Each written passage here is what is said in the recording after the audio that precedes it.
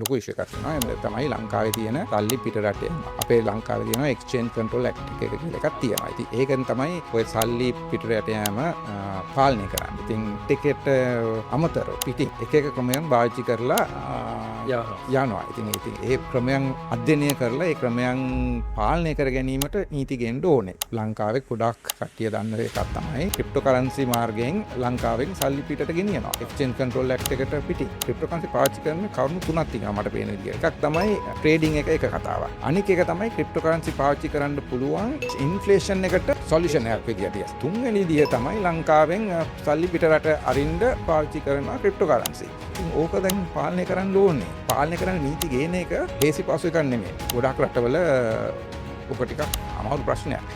හැබැයි මම කියනවා ලේසි ක්‍රමයක් තියෙනවා ඕකට. ක්‍රිප්ටෝකරන්සිස් වලට බදු නීතිය හොඳට පැහැදිලි කරලා පෙන්නන්න. මහා බැංකුව අධිපතිතුමා කියනවා ක්‍රිප්ටෝ කියන්නේ නීති විරෝධී. නෑ මං කියන්නේ නීතියක් නෑ කියලා කියනවා. නීතියක් නෑ. ලංකාවේ නීතියක්. ඔව් නීති විරෝධී නෙමෙයි.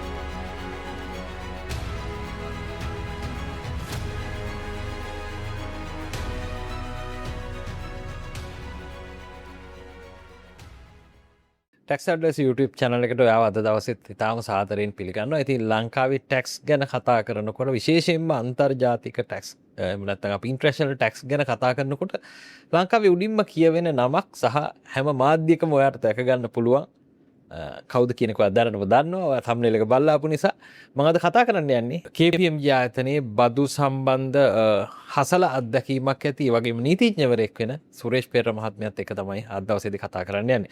ඉතින් ටැක්ස් ඇඩ්වයිසර් channel එකට දෙවෙනි වතාවටත් අයිබෝන් කියලා පිළිගන්නවා. අයිබෝන්. අපි මෙහෙම කතා කරමු. මේ දවස්වල ගොඩක් වීඩියෝස් වල ඔබතුමා පෙනෙන නිසාම මම දැක්ක දනාගේ වීඩියෝස් උත් මම ඔක්කොම වගේ බැලුවා.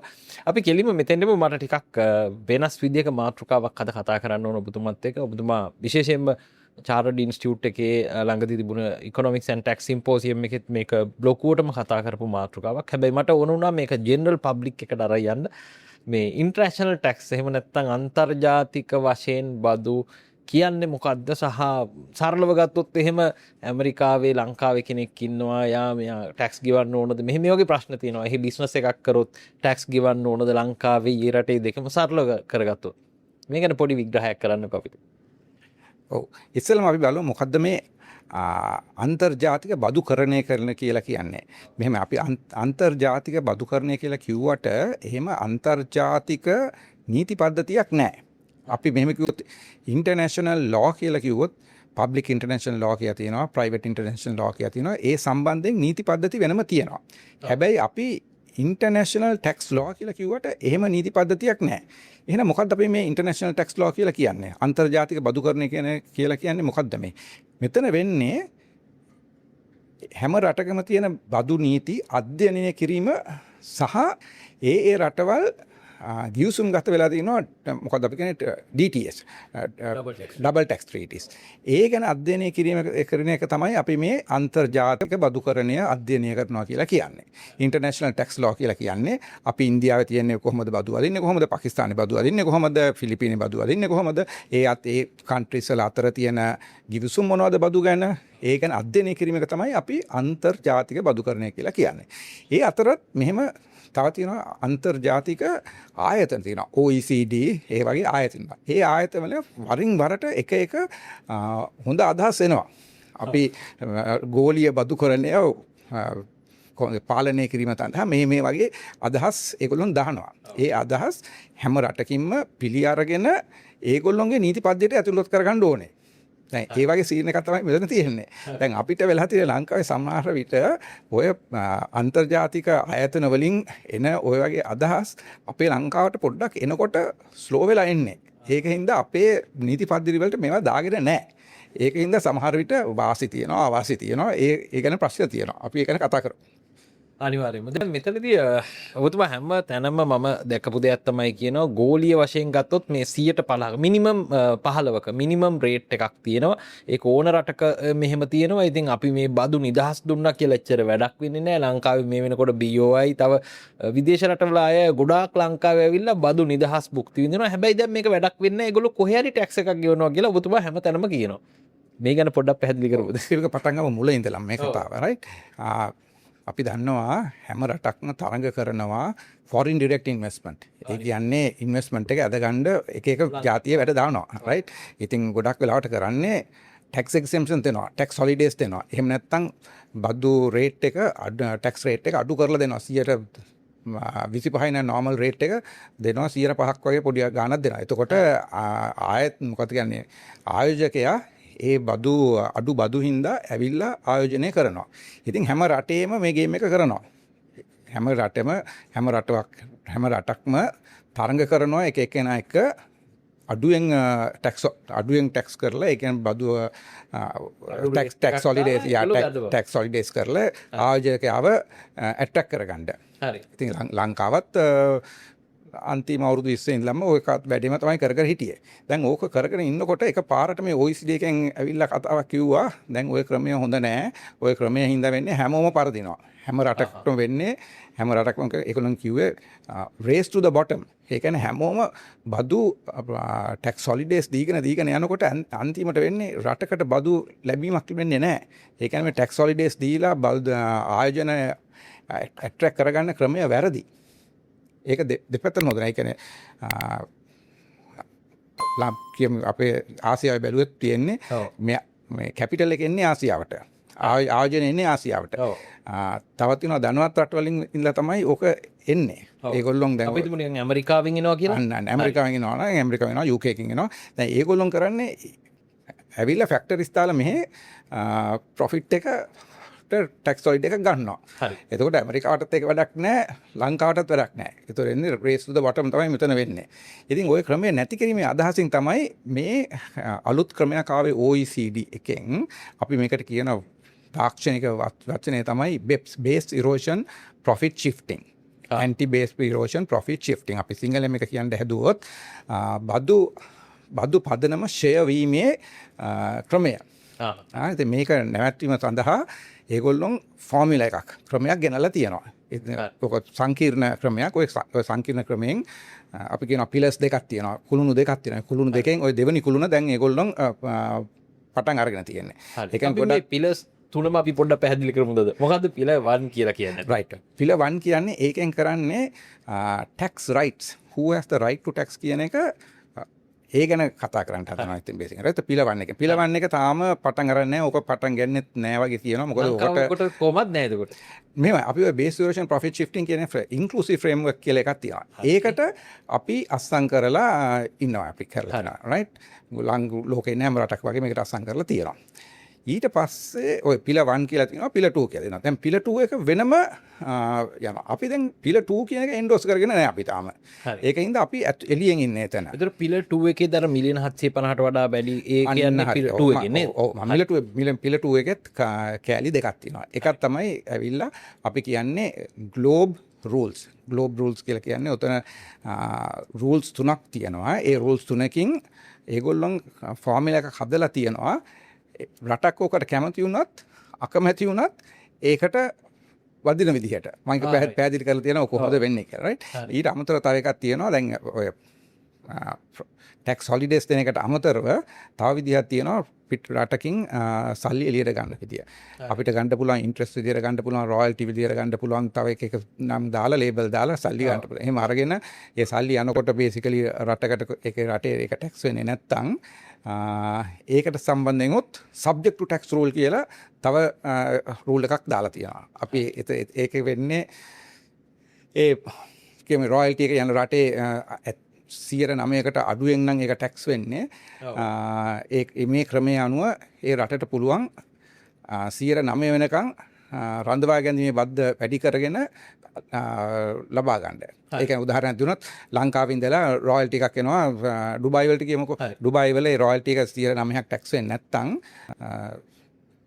ලංකාව සහ ඩුබායි අතර ටැක්ස් රීටි එකක් තිබ්බත් ඒ ටැක්ස් රීටි රේට් එකට වඩා අඩු නම් කිසි ප්‍රශ්නයක් නැහැ. අපි ඒකට සම්බන්ධ වුණොත් අපිට 9%ක් withholding tax එකක් දාගන්න පුළුවන්. රඳවා ගැනීමේ බද්දක් දාගන්න පුළුවන්. ඉතින් ඒක හොඳ එකක් ලංකාවේ රජයට. ඉතින් ලංකාවේ රජය මේක ගැන හිතලා ඒ STTR කියන ෆෝමියුලා එකට අපි යන්න ඕනේ. ඒක ලංකාවට හොඳ එකක් වෙන්නේ. ඔව්. හැබැයි අපි ඒක දැන් කතා කරන්න යන්නේ අපි ඉස්සෙල්ලා කතා කරන්නේ ග්ලෝබ් රූල්ස් කියන. ඒක ගැන තමයි මම ගොඩක් කතා කර හිටියේ. ඔව්. මොකද්ද මේ ග්ලෝබ් රූල්ස් කියලා කියන්නේ? ග්ලෝබ් රූල්ස් කියලා කියන්නේ මම උදාහරණයක් දෙමු.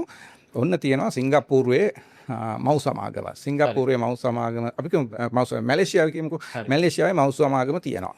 ඔය මැලේසියාවේ ලංකාවේ තියෙනවා සබ්සිඩියරි එක. හරි. සබ්සිඩියරි එකට අපි ටැක්ස් හොලිඩේ එකක් දීලා තියෙනවා. හරි. ඒ මැලේසියා තියෙන මව් සමාගමට තව උපසමාගමක් තියෙනවා සිංගප්පූරුවේ. සෝ දැන් ඒක තමයි අපි දැන් ගෲප් ස්ට්‍රක්චර් එක right. හරි. උඩ ඉන්නේ මැලේසියාව සිංගප්පූරුව ලංකාවේ දෙකේම තියෙනවා. හරි. ඒතකොට දැන් ලංකාවේ තියෙන එක අපි දැන් ටැක්ස් හොලිඩේ එකක් දීලා තියෙන හින්දා ඉස්සෙල්ලා බාන්ඩුවේ මේ ගෲප් කම්පැනි එක මේක දැන් මල්ටිනේෂනල් ගෲප් එකක් නේ. මල්ටිනේෂනල් ගෲප් එකේ ඒගොල්ලොන්ගේ රෙවෙනියු එක ආදායම මිලියන 750 යුරෝ වලට වඩා වැඩි නම් තමයි මේ රූල් එක බලපවත්වන්නේ. ඒ පිලර් 2 කියන රූල් එක GMT Global Minimum Tax කියන රූල් එක බලපවත්වන්නේ ඕකේ ටර්න් එක 750 මිලියන් වලට වඩා වැඩි වෙන්න ඕනේ. අඩු නම් එන්නේ නැහැ. US dollars. නෑ යුරෝ. හරි. right යුරෝ මිලියන් වලින් තියෙන්න ඕනේ. ඉතින් මේක කරන්නේ අර උඩ ලොකු තියෙන බහුජාතික සමාගම් තමයි මේකට වැටෙන්නේ. පොඩි ඒවා නෙමෙයි. ඉතින් අපි දැන් ලංකාවේ දීලා තියෙනවා ටැක්ස් හොලිඩේ එක. හරි. අපි ඉතින් ওই ටැක්ස් හොලිඩේ එක දුන්නේ අවුරුදු 5කට 10කට ඉස්සෙල්ලා කියමුකෝ අපි. එතකොට මැලේසියන් සමාගම thank you කියලා ලංකාවට ආවේ. ඒකයි මොකද ඒක ඒගොල්ලන්ට ලැබෙන බෙනිෆිට් එක. ප්‍රතිලාභයක් බෙනිෆිට් එකක්. දැන් වෙලා තියෙන්නේ දැන් මේ සමාගමේ 7 මිලියන 750ට වඩා වැඩි නම් ඒගොල්ලන් දැන් ඔය අලුතෙන් ආපු රූල් එක හින්දා අපි බලනකොට තියෙනවා මැලේසියාවේ ඒගොල්ලන් පාර්ලිමේන්තු එකේ රූල් එක පාස් කරලා තියෙනවා ඉන්කම් ඉන්ක්ලූෂන් රූල් එක කියලා පළවෙනි රූල් එක. ඒ කියන්නේ දැන් මේ පොඩක් ලංකාවේ දැන් ටැක්ස් හොලිඩේ එක දුන්න හින්දා අපි කියනවා ලංකාවේ ඉෆෙක්ටිව් ටැක්ස් රේට් එක 15%කට ඇවිල්ලා නැහැ. ඒ කියන්නේ මේකේ අදහස ඇවිල්ලා හැම රටේම ප්‍රොෆිට් ජෙනරේට් කරනකොට අඩු ගානේ 15%ක් ටැක්ස් එක ගෙවන්න ඕනේ. අඩුම 15%ක් ගෙවන්න ඕනේ. ටැක්ස් එක 15%ක් ගෙවන්න නැතිකොට තමයි මේක ට්‍රිගර් වෙන්නේ. හරි. දැන් අපි ටැක්ස් හොලිඩේ කරන දීලා තියෙන්නේ. රයිට්. එතකොට වෙන්නේ මේ 15%ට වඩා අඩු හින්දා ටොප් අප් ටැක්ස් එක කියලා එක කැල්කියුලේට් කරනවා. 15%න් අඩු කරනවා ලංකාවේ ටැක්ස් එක ගාන කීයද කියලා. අපි විතර බිඳුවයිනේ දැන් ටැක්ස් හොලිඩේ ඉඳන්. එහෙම අපි 5% දීලා තිබ්බනම් 15න් අඩු කරනවා 5ක් අඩු කරනවා. එතකොට ටොප් අප් ටැක්ස් එක කියලා 10%ක් එනවා. හරි. මේකද. එතකොට එන්නේ 10% හරි මේ අපි ගත්ත උදාහරණයේ 15% මැලේසියාවේ ආණ්ඩුවට පුළුවන් එකතු කරගන්න thank you ශ්‍රී ලංකා. ඕගොල්ලෝ අඩු කරගෙන නැහැ. හැබැයි දැන් අපි ඉන්කම් ඉන්ක්ලූෂන් රූල් එක OECD රූල් එක අපි දාගෙන තියෙන පාස් කරගෙන තියෙනවා. ඒකෙන්ද දැන් අපිට නීතියෙන් අයිතිය තියෙනවා.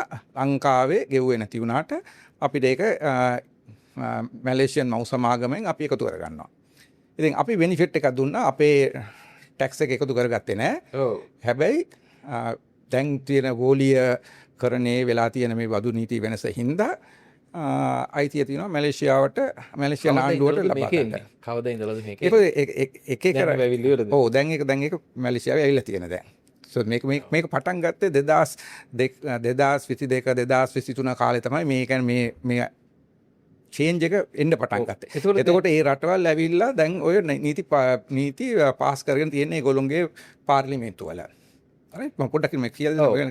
දැන් අපි බලමු මැලේසියාවේ අපි හිතමු මොනවා හරි එකට ඒගොල්ලෝ පාස් කරගෙන නැහැ කියලා ලෝ එක. හැබැයි සිංගප්පූරුවේ පාස් වෙලා තියෙනවා ඒ ලෝ එක. හරි. එතකොට වෙන්නේ සිංගප්පූරුවේ ඒගොල්ලෝ කරලා තියෙනවා නීති තුනක් තියෙනවා. එකක් තමයි ඉන්කම් ඉන්ක්ලූෂන් රූල් IIR කියන එක. අනික එක තමයි UTPR under tax profits rule. අනික එක තමයි QDMTT. ඒ කියන්නේ qualified domestic minimum tax. So rules තුනක් තමයි පොඩ්ඩ එමිරි කියලා දෙනවා මේක. right. ඉතින් දැන් මෙතන වෙන්නේ මැලේසියාවේ කෝ දාගෙන නැත්නම් සිංගප්පූරුවේ ආණ්ඩුව පාස් කරලා තියෙනවා නම් UTPR කියන රූල් එක. ඒ කියන්නේ under tax profit rule එක කියලා. ලංකාවේ අපි ටැක්ස් හොලිඩේ එක දුන්නා මැලේසියාගේ සබ්සිඩියරි එකට. මැලේසියාව එකතු කරගන්නේ නැහැ. මොකද ඒගොල්ලෝ පාස් කරගෙන නැති හින්දා ලෝ එක. හැබැයි සිංගප්පූරුවෙන් ලෝ එක පාස් කරගෙන තියෙනවා. එතකොට සිංගප්පූරුවේ ගාමන්ට් එකට පුළුවන් මේ 115 එකතු කරගන්න. දැන් මේක දැන් දාලා තියෙන විදිය පේනවා නේද? නිකන් මේක දැලක් වගේ දාලා තියෙන්නේ. කවුරු හරි සහභාගී වුනේ නැත්නම් කමක් නැහැ. ඒක පාඩු වෙන්නේ යාට තමයි. තව වෙන කවුරු කෙනෙක්ට බයිතිය තියෙනවා මේක එකතු කරගන්න. දැන් මෙතන සිංගප්පූරුවේ ඇවිල්ලා තව සබ්සිඩරියක් නේ. ඔව් සබ්සිඩරි එකක්. හැබැයි ඒක දාලා තියෙන විදිය තමයි. ඒක තමයි රූල් එක. ඔව් මේ ෆෝමියුලා එක හදලා තියෙන විදිය පේනවා. මේක වැඩ කරනවා එක කන්ට්‍රි එකකින් මේක එන්ඩෝස් කරුවත් නැතත් මේක වැඩ කරනවා. ලංකාවේ අපි ගිහිල්ලා 115ක අපි ටැක්ස් හොලිඩේ එක දුන්නා. ඒ ටැක්ස් හොලිඩේ එක දැන් අර මැලේසියන් ගෲප් එකට එන්ජොයි කරගන්න බෑ.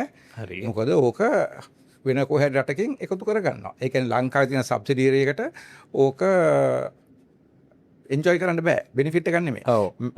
ඕක ඇවිල්ලා මැලේසියාවේ තියෙන මව් සමාගමටත් ලැබෙන බෙනිෆිට් එකක් නෙමෙයි. මොකද මැලේසියාවේ ගාමන්ට් එක ඕක එකතු කරගන්නවා. මැලේසියාවේ ගාමන්ට් එක එකතු කරගත්තේ නැත්නම් සිංගප්පූරුවේ ගාමන්ට් එක එකතු කරගන්න මොකද ඒගොල්ලොන්ගේ සබ්සිඩියරි එක තියෙන හින්දා. දැන් තේරෙනවද මම කියන කතාව? මට තේරෙනවා. ඉතින් ඕක තමයි ඕකේ තියෙන තුන්වෙනි රූල් එක තමයි අපේ ඉන්කම් ටැක්ස් ඇක්ට් එකේ ඉන්ලන්ඩ් රෙවෙනියු ඇක්ට් එකේ අපි හොලිඩේ එක දීලා එහෙම නැත්නම් BOI ටැක්ස් හොලිඩේ එක දීලා එහෙම නැත්නම් ටැක්ස් SDP ටැක්ස් හොලිඩේ එක දීලා අපි දැන් මේ තත්ත්වයටපත් වෙලා තියෙනවා. දැන් අපිට පුළුවන් ඔය ටොප් අප් ටැක්ස් එක කියන එක 115 එහෙම නැත්නම් 110 මම දෙවෙනි උදාහරණේ අපේ ට්‍රෙෂරි එකට අපේ කොන්සොලිඩේටඩ් ෆන්ඩ් එකට අරගන්න. විදිහක් දීලා තියෙනවා මේ ෆෝමියුලා එක. ඒ කියන්නේ ඒගොල්ලෝ කියනවා අපිට ප්‍රශ්නයක් නැහැ. ඕගොල්ලෝ පාස් කරන්න ක්වොලිෆයිඩ් ඩොමස්ටික් මිනිමම් ටැක්ස් කියන තව රූල් එකක්. ඒ කියන්නේ ඉන්කම් ටැක්ස් ඇක්ටට අමතරව මේ රූල් එක දාගන්නවා. ඒතකොට මේ රූල් එක යටතේ ඔය ටොප් අප් ටැක්ස් එකක් ආවොත් ඒ කියන්නේ 115ට වඩා තියෙන ගැප් එක ආවොත් ඒ ගැප් එක මේ QDMT එකෙන් අපි උකහා ගන්නවා අපේ කොන්සොලිඩේටඩ් ෆන්ඩ් එකට. ඒතකොට ලංකාවට පාඩුවක් වෙන්නේ නැහැ. හරි.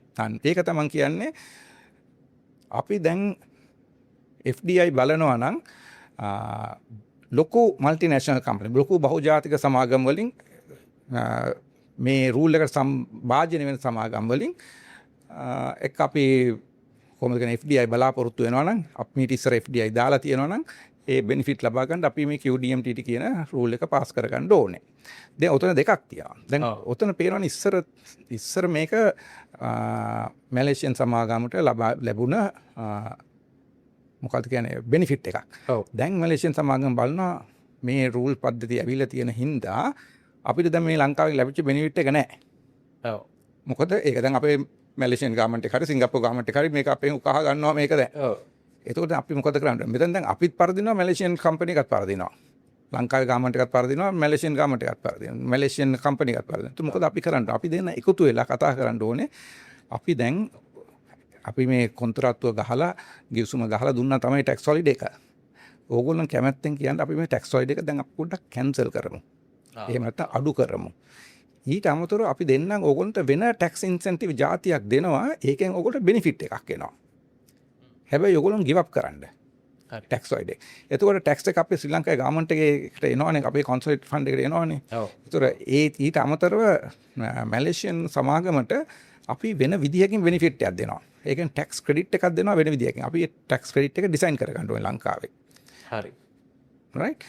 අපි ඒක කරගත්තොත් අපිට පුළුවන් මේ ලූස් ඉන්න සිටුේෂන් එකෙන් අපිට එන්න පුළුවන් වින් වින් සිටුේෂන් එකට. අනිවාර්යයෙන්. මේක තමයි අපි කරගන්න ඕනේ. හරි.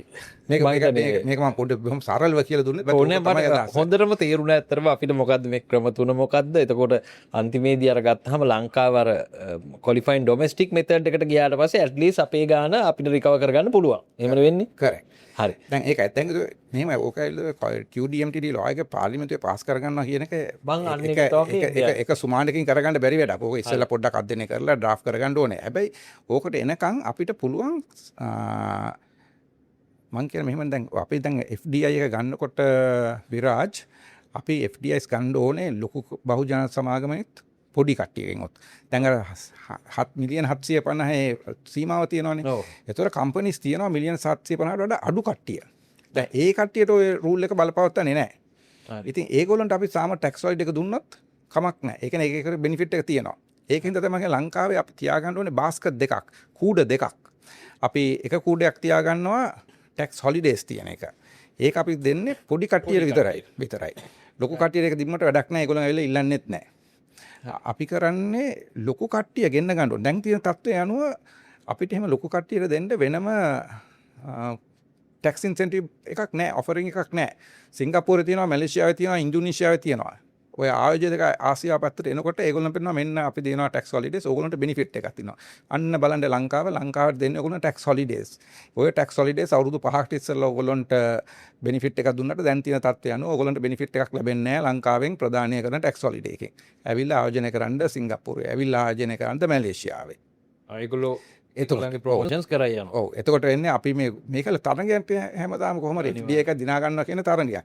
ඒතකොට අපි ගාව ටූල්ස් නැත්තම් අපි ගාව ආයෝජකයන් ලොකු ආයෝජකයන්ට අවශ්‍ය කරන ඉන්සෙන්ටිව්ස් නැත්තම් අපි ඒගොල්ලෝ එන්නේ නැහැ නේ ලංකාවට. ඒගොල්ලෝ යනවා මැලේසියාට ගිහලා ඉන්වෙස්ට් කරනවා. ලංකාවට එන්නේ නැහැ. ඒක තමයි මේ ඉන්වෙස්ට්මන්ට් බාස්කට් එක, ඒ කියන්නේ නිව් ඉන්වෙස්ට්මන්ට් බාස්කට් එක, ටැක්ස් ක්‍රෙඩිට් බාස්කට් එක අපි නිර්මාණය කරගන්න ඕනේ දැන්. ඒක අපි කොමිටි එකක් දාලා ඉඳගෙන ඔය ගැන කතා කරලා ඔක පොඩ්ඩක් කල්යන වැඩක් කරන්න ඕනේ. ඒක කෙරුවේ නැත්නම් අපි අනාගතයක් නැහැ. ඔව් දැන් ඔබතුමා කියප එකක් තමයි දැන් අර සිංගප්පූරු මැලේසියාව ඒ වගේ ඒවා ගෙන්න ගන්නවා කියලා ලාජ් කියලා අපි නිකන් සරල උදාහරණයක් වෙන මේ ලංකාවට එහෙම වෙයිද කියලා මම දන්නේ. આવොත් හොඳයි. අපි තුමු Apple සමාගම ඉන්දියාවේ ගිහලා ඉන්වෙස්ට් කරා වගේ ලංකාවට එන්න යනවා. අනිවාර්යෙන් 750ට එහාන ඉන්නේ. හරි. දැන් අපිට මොකද්ද කරන්න පුළුවන්? නිකන් අපේ පැත්තෙන් ওই බෙනිෆිට් එක අර සිංගප්පූරු ගත්තේ කොහොමද? අපේ පැත්තේ මොනවද කරන්න පුළුවන් දැන්? අපිට අර රූල්ස් වලට යන්න බෑනේ. ටැක්ස් වලට දීලා වැඩකුත් නැහැ. ටැක්ස් හොලිඩේ එක දීලා වැඩක් නැහැ. හරිද? ඉතින් ඔතන තියෙනද අලුත්ම මේකට අපි කියන්නේ ඉංග්‍රීසියෙන් Pillar 2 compliant incentives. ඔතන වෙන්නේ ඔය 115 කියන එක එච්චර සරල 115ක් නෙමෙයි. ඔකට කියන්නේ effective tax rate. ඔය effective tax rate එක calculate කරන formula එකක් තියෙනවා. ඉතින් ওই formula එකේ එක එක ඒවා අඩු කරන්න පුළුවන්, වැඩි එකතු වෙනවා. ඒ වගේ එකක් තියෙනවා. ඒ formula එකේ අන්තිමට බලනකොට අපිට පේනවා අපි දුන්නොත් incentive එකක් ඒගොල්ලෝ අපේ factories දානවා. ඒ කියන්නේ මොකද කියන්නේ substance based incentives. ඔකට කියන්නේ factory එකක් දානවා කියන්නේ අතින් අල්ලන්න පුළුවන් එකක්. ඔව්. ඒ කියන්නේ machines දානවා. ඒකට වියදම් යනවා ඒගොල්ලන්ට. ලංකාවෙන් employeesලා බඳව ගන්නවා. එතකොට ඒගොල්ලන්ට salaries ගෙවන්න ඕනේ. payroll. So if we give an incentive linked to the මොකද කියන්නේ payroll එක. ඒ කියන්නේ සැලරි එක කියනවා ඒගොල්ලෝ. salaries වලට සම්බන්ධව අපි මේක ඩිසයින් කරගන්නවා. එහෙම නැත්නම් ඒගොල්ලෝ දාන machinery factories වලට යන වියදමට සම්බන්ධ කරනවා. ඒ කියන්නේ අපිට කියන්නේ profit based හරි revenue based incentives නෙමෙයි cost based incentives දෙන්න විදියක් කරුවොත්. අපි දැන් inland revenue එකේ third schedule එකේ තියෙනවා. හැබැයි ඕක අපි මේ පේන්නේ නැහැ. දැන් අපි බැලුවොත් port city එකේ ගැසට් එක අරන් බැලුවොත් එහෙම එකක් නැහැ. අපි අරගෙන බැලුවොත් SDP එකේ අරගෙන බැලුවොත් law එකේ එහෙම එකක් නැහැ පේන්නේ. නේද? ඒක third schedule එකේ අපි ඔයා tax consultant ඉඳලා ඔයා දන්නා මෙහෙම එකක් තියෙනවා කියලා. හැබැයි ඒක අපි කල්පනා කරලා ඒක අරගෙන නැහැ. දැන් මේක අපි හොඳට වැඩි දියුණු කරලා ඒ බාස්කට් එක අපි ආයේ හදන්න ඕනේ. ඒ කියන්නේ නිකන් ටැක්ස් ඉන්සෙන්ටිව් දෙන්න බෑනේ. ඒක අපි පාර්ලිමේන්තුව කරා ගෙනියලා ඔක අනුමත කරගෙන ක්‍රමයක් තියෙනවා. cost based incentives කියලා ඔය සිංගප්පූරු වගේ මොනවද දීලා තියෙන්නේ නැත්තේ? එක එකක් තියෙනවා. ඒ කියන්නේ ඉස්සෙල්ලා මේගොල්ලෝ බලනවා මොකක්ද මොන කර්මාන්තයේද මොන ඉන්ඩස්ට්‍රි එකද දියුණු කරන්න ඕනේ. චිප් ඉන්ඩස්ට්‍රි එක. දැන් චිප් කියලා දැන් ලොකු ඩිමාන්ඩ් එකක් තියෙනවනේ. හරි. ඒගොල්ලෝ ඒතර ඒ ඉන්ඩස්ට්‍රි එකට සම්බන්ධව කම්පනි එකක් දානකොට ඒ කම්පනි එකේ එම්ප්ලොයිස්ලට සැලරිස් ගෙවනකොට ඒ සැලරිස් සම්බන්ධයෙන් ඉන්සෙන්ටිව් එකක් නිර්මාණය කරලා දෙනවා. ඒක ඒගොල්ලන්ට බෙනිෆිට් එකක් නෙවෙයි විදියට. සමහර විට ඒක වෙන්න පුළුවන් සබ්සිඩි එකක් දෙනවා වෙන්න පුළුවන්. එහෙම නැත්නම් එම්ප්ලොයිස්ලා 1000ක් ගත්තොත් ඒගොල්ලන්ට 1000 ගත්තන් පස්සේ තමයි ඒගොල්ලන්ට ටැක්ස් ක්‍රෙඩිට් එකක් දෙනවා. ටැක්ස් ක්‍රෙඩිට් එකයි ටැක්ස් හොලිඩේ එකයි කරුණු දෙකක්. ටැක්ස් හොලිඩේ එක දැම්මොත් ඉවරයි. ටැක්ස් ක්‍රෙඩිට් එකට ඒක වදින්නේ නැහැ. ටැක්ස් ක්‍රෙඩිට් එක මොකද ETR ෆෝමියුලා එක කැල්කියුලේට් කරන විදිහෙන් ටැක්ස් ක්‍රෙඩිට් එකට ඒක බලපවත්වන්නේ නැහැ. ඒ කියන්නේ ETR එක පල්ලෙහාට යන්නේ නැහැ එතනින්. එතකොට ඔය විදිහට ගත්තොත් එහෙම කියන්නේ cost based incentive දීලා ඔය වගේ ලොකු සමාගම් අපිට ගේන්න පුළුවන්. cost based incentive is one way. ඊට අමතරව තව තියෙන incentive තියෙනවා. ඔක නිර්මාණය කරගන්න ඕනේ. ඔව් අපි නේ උදාහරණයක් දෙයක් කියන්නකෝ. දැන් අර මට මතකයි ඔබතුමා එදා කියනවා අර enhanced capital allowance එකට එහෙම අපිට යන්න පුළුවන් නේද කියලා. ඔව් ඉතින් ඒවා තියෙනවා අපේ එකේ. අපේ third schedule එකේ තියෙනවා ඒවා. enhanced capital allowance එක තියෙනවා. accelerated එක තියෙනවා. දැන් ඔයා පොඩ්ඩක් පන්න ගවල්ල ගේන්න ඕනේ පෝස්ට් සිටි ලිස්ට් එකට දාගන්න ඕනේ. ඒවා නැහැ දැන් ඒකේ පෙළුවක් තේරෙනවද? අපි තර්ක කරලා කියන්න පුළුවන් මේක අපේ ජෙනරල් ලෝ එක ඉන්ලන්ඩ් රෙවෙනියු ඇක්ට් එක ඒක හින්දා මේකේ තියෙන හින්දා ඒක ගන්න පුළුවන් ඒ වගේ. ඒ වුණාට ඒක අපි මාකට් වෙලා නැහැ ඒක. තේරෙනවද මම කියන කතාව? හැබැයි ඊට අමතරව තව තියෙනවා cost based incentive විතරක්ම නෙමෙයි. අනික් incentive ජාස්තිසුත් තියෙනවා තව. අපි කියන්නේ මොකද්ද? fiscal incentives and non-fiscal incentives. Non-fiscal incentive කියන්නේ ඒගොල්ලොන් ඉන්වෙස්ට් කරන්නේ මේ ටැක්ස්ම බලාගෙන ටැක්ස් බෙනිෆිට්ම බලාගෙන නෙමෙයි. ඒ කියන්නේ එකෝසිස්ටම් එක හොඳට තියෙන්න ඕනේ. එහෙම නැත්නම් අපි කියන්නේ මොකද doing business index එකේ තියෙන මේවා තියෙන්නේ basically ඒ වගේ ඒවා registration එකේ කොච්චර කාලයක් අන්න හරි ඒවත් අපි basically දිනු කරගන්න. ඒවා තමයි අනික් කරුණු. ෆිස්කල් ඉන්සෙන්ටිව්ස් non ෆිස්කල් ඉන්සෙන්ටිව්ස් ෆිස්කල් ඉන්සෙන්ටිව්ස් වල තියෙනවා ඉතින් මොකක්ද කියන්නේ qualified refundable tax credits තියෙන සිස්ටම් එකක් තියෙනවා. ඒක පොඩ්ඩක් ෆෝමියුලා එක මම ඒක කරන්නේ. ඊට පස්සේ අනික substance based income exclusion rule එක කියන එක තියෙනවා. substance based කියලා කියන්නේ ආයෝජක ජාති දෙකක් ඉන්නවනේ විරාජ්. එක් පංගුවක් ආයෝජක වෙලා රටකට එන්නේ ඒ රටෙන් ඒගොල්ලන්ට ගන්න පුළුවන් මොකද උකහා ගන්න පුළුවන්ද කියන එක. අපි ඒගොල්ලන්ට කියනවා value extractors. අනික් කට්ටිය කියන්නේ ඇවිල්ලා මේකල ඉන්වෙස්ට් කරනවා ඒගොල්ලෝ value creators and value extractors කියලා ඔය ආයෝජක ජාති දෙකට බෙදන්න පුළුවන්. අපි මම දැන් නන් කියලා කියන්නේ නැහැ. ඔක පොඩ්ඩක් හිතලා බලන්න ලංකාවේ අන්තිම අවුරුදු 15 ඇතුළත ලංකාවට ආපු ආයෝජකයන් ඔය ජාති දෙකට බෙදන්න පුළුවන්. value creators and value extractors. value extractor කියන කෙනා ඇවිල්ලා රටෙන් ගන්න පුළුවන් උකහා ගන්න ඔක්කොම ටික. හැබැයි අන්තිමට ඒගොල්ලෝ යනකොට ලංකාව මුකුත් නැහැ. අන්තිම අපේ මුඩු බිම තමයි ඉතුරු වෙන්නේ අපිට. value creator කියන එක ඇවිල්ලා ඒගොල්ලොන් ටෙක්නොලොජි එක දීලා ටෙක්නොලොජි එක දෙනවා, තාක්ෂණය මාරු කරනවා අපිට, ඒගොල්ලොන්ගේ බිල්ඩින් දානවා. ඒතකොට ඒගොල්ලොන් ලංකාවේ value එක create කරනවා. හරි. ඉතින් අපි මේ දෙක අඳුර ගන්න ඕනේ වෙන වෙනම. value වගේ ගත්තොත් එහෙම ඔය Apple සමාගම ඒගොල්ලෝ ඇවිල්ලා value creation කළා. ටෙක්නොලොජි එහෙම නේද ගිහිල්ලා තියෙන්නේ ඒගොල්ලෝ. ඔව් ඉතින් ඒක හරි. ඉන්දියා පොඩ්ඩක් අපි හිමිට කතා කරනවා. මේ ඉන්දියාවත් තාම මේ ඇවිල්ලා නැහැ මේ පිලර් 2 එකට. ඒගොල්ලෝගේ වෙනම තියෙන. අපි ලංකාවයි ඉන්දියාවයි සමාන කරන්න බෑ. because ඉන්දියාව කියන්නේ ලොකු රටක්. ඒගොල්ලන්ට challenge කරන්න පුළුවන් මේ වගේ systems. ලංකාව කියන්නේ පොඩි රටක්. අපිට බලයක් නැහැ challenge කරන්න මේකත් යන ගෝලීය systems දානකොට ඒවට විරුද්ධව සටන් කරන්න අපිට හැකියාවක් නැහැ. ඉන්දියාව කියන්නේ ලොකු රටක්. ඒක නිසා ඉන්දියාව වෙන වෙන strategies දානවා. ඒත් මේක තමයි ඉන්දියා පොඩ්ඩක් අයින් කරලා තියන්නේ කියලා මේ බාස්කට් එකේ. ඔබතුමා මේ channel මේ වීඩියෝ එකට ආපු නිසාම ගොඩක් අය බලන් ඉන්නවා මේ Port City එකේ අය. Port City company වල invest කරපු ගොඩක් අය වගේම employeesලාත් මේක බලන් ඉන්නවා. අලුතින් ආපු මේ 2026 අංක 11 කියන දේශීය සංශෝධිත පනත ජූනි 3 වෙනිදා ඉඳලා ලංකාවේ ඕක ක්‍රියාත්මක වෙනවා. ඕකත් එක්ක Port City companies උනත් that next ඒ කියන්නේ අඩුම ගානේ tax return එක අනිවාර්යෙන් දාන්න ඕන කියලා ආවා. ඒත් එක්කම තමයි employeesලාත් ආයේ tax වෙනවා කියලා ආවා. දැන් මොකද්ද මේකේ තත්ත්වෙත් පොඩ්ඩක් කියමු. මොකද මේක බලනවා අනිවාර්යෙන් මේ කොටසක් වැඩි කොටසක්. හරි ඉතින් ඒක වෙනම ප්‍රශ්නයක්. ඒක ඇවිල්ලා මේ ඒක අදාළ නැහැ. ඔව්. ඔය ඉතින් ඒක ඉතින් ඒ ගාමන්ට් එකේ පොලිසි එක. ඉතින් ඒකෙන් කීකොලොන් කියන්නේ ඉස්සෙල්ලම අපි දන්නවා එම්ප්ලොයිගේ පැත්ත බලමු ඉස්සෙල්ලා. ඒක තමයි ගොඩක් කට්ටිය බලන්නේනේ. ඉතින් ඕක උනේ Port City Act එකෙන්ම දීලා තිනවා AP license එක ගත්තොත් AP එකක් කියන්නේ authorized person කියන එක කම්පැනි එකට වැඩ කරන ඕන කෙනෙක්ට Act එකෙන්ම දුන්නා කොහොමද කියන්නේ employment revenue එක tax free. right.